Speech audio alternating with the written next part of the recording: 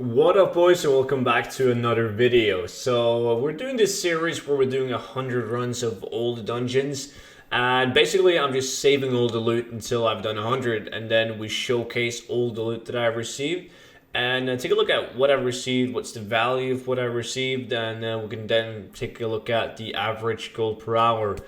Right, so the dungeon today is Lower Blackrock, and Lower Blackrock is kind of hard to place in terms of when you should do it and how good it is.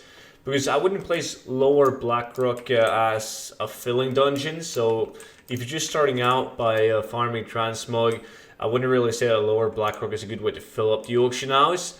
And it's not really filled with like any sick transmog items with an extremely high value. It's not like super end game. I'm going to take you guys through my route of this before we look at the items, so just pay attention.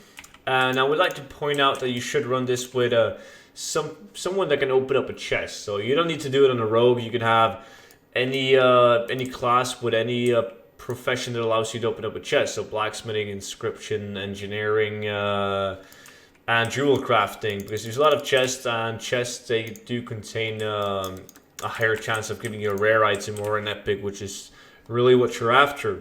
So in terms of what we're after in this dungeon, this is not for filling and it doesn't have any insane transmog items. Why would you do Lower Blackrock? Well, it does have a specific amount of specific items that can only drop in Lower Blackrock, and that is the Arcanite plants. So Arcanite Reaper and Arcanite Champion. The Arcanite Reaper drops off a rare mob, and the Arcanite Champion has a chance of dropping from the last boss. And outside of that, of course, you can always get good transmog pieces. There's a lot of green items, but the green items, they have a value anywhere between like 1,000 gold and then up to like 7,000-8,000 gold. Some of them have a really good sell rate though. But we're going to make the majority of your gold in terms of transmog in this dungeon is basically if you're lucky enough to get like any world drop epics such as the Skullflame Shield, or well, basically any other blue or epic quality transmog items. So once you went in here and you killed this guy right here, the High Lord Omok, I usually just jump down right here on this bridge, because the only thing that matters is you need to be able to do the runs within 6 minutes, so you can keep on doing it. 6 minutes per run, 60-minute 10 runs, so you can constantly farm it. So in some of the runs, I actually extend my route by taking a left and walking in and killing the trolls in the troll area. But you basically have to take a look at how fast you can do the dungeon. But this is my route. This is like the main route that I do. And if I notice that I've done like 4 runs in 5 minutes and I have a couple of minutes spare, I extend my route just to kill more mobs, to time it out to evenly be 6 minutes per run. So these spiders are really good because they drop Shadow Silk, and you guys probably are aware of Shadow Silk by now. It's sold for a shit ton due to the secret mount where you needed to craft the Shadowy Mask. So it still sells. I used mine to craft the Shadowy Mask, but and it's not as good as it used to be. I used to sell my Shadowy Mask like right at the end of Legion for like 3 to 5,000 gold each, and now I sell them for like right beneath 1,000 gold, and they sell really slowly compared to what they used to sell. So still worth doing it though. Pick up the Shadow Silk and do not vendor it. And the same thing is with the powerful mojo that you get from the troll area. Just keep it because it sells pretty well as material. So we're gonna jump in right here. Gonna kill off the boss. A lot of people ask me why I don't loot, and that is because I don't want to fuck up the loot that I've received after 100 runs. Like I don't want to loot an additional mobs, right? I don't want to fill my bags up with trash. I don't want to like get 101 runs of loot. So that's simply why I just don't pick up any loot. I just show you guys the route that I'm doing. I might miss some good items, but we're just gonna have to gamble on the fact that there's gonna be no good items in these mobs, hopefully.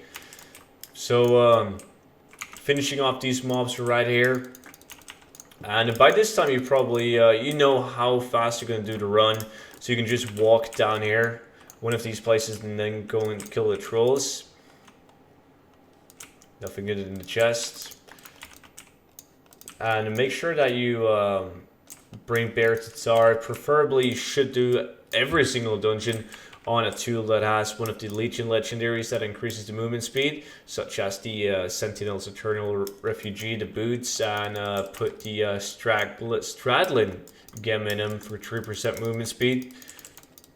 And right here, Rat the boy who drops the best item in this dungeon, this guy right here.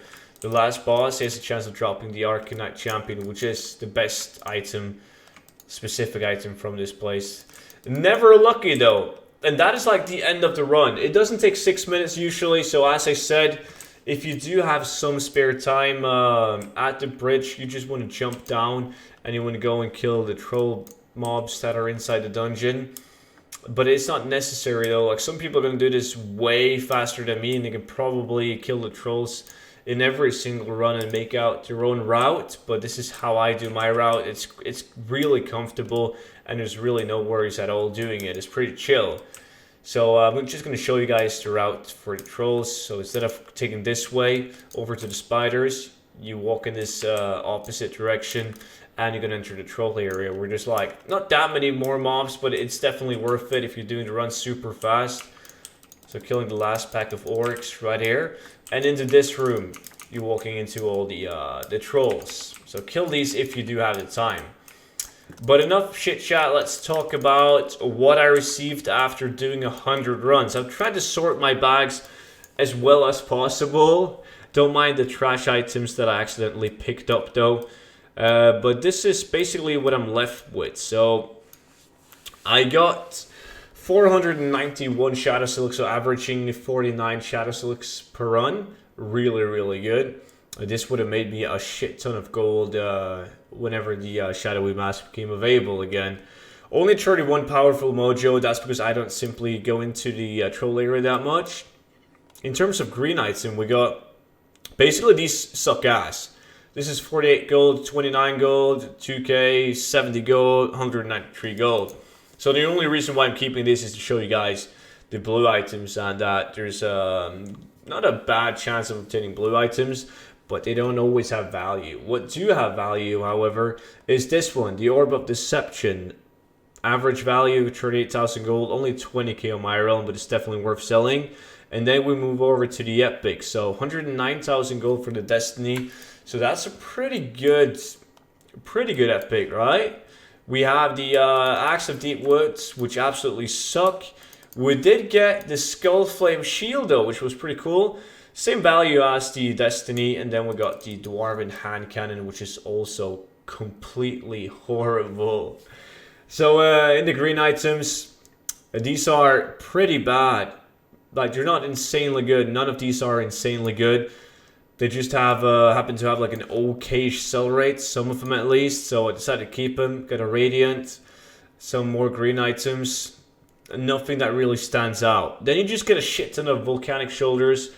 They have a value in my realm for 2k and 3.5k globally or regionally, but they're so easy to get, so you're gonna have a hard time selling off all of these. The same with this one, the Robe of the Archmage. It's 5.8k average. My realm 347 gold. So I'm basically gonna keep like a couple of these just to always have it up in the auction house, and then I will just delete the rest of them. So with the interesting plans, we actually managed to get an Arcanite Champion. 141,000 gold average, but only 85,000 gold in my realm. Well, we got 3 of these. The Arcanite Reaper, which is 20,000 gold in my realm each, and 25,000 gold averagely. So I'm going to use my TSM macro down here to see how much gold we have combined.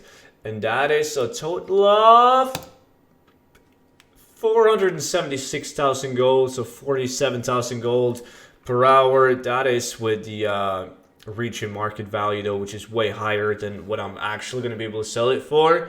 So to conclude and finish up this video, lower Blackrock is something that you want to do if you feel like you've done everything else and you need something new to do, just for purely for fun, right? So I like lower Blackrock. I think it's super fun to do.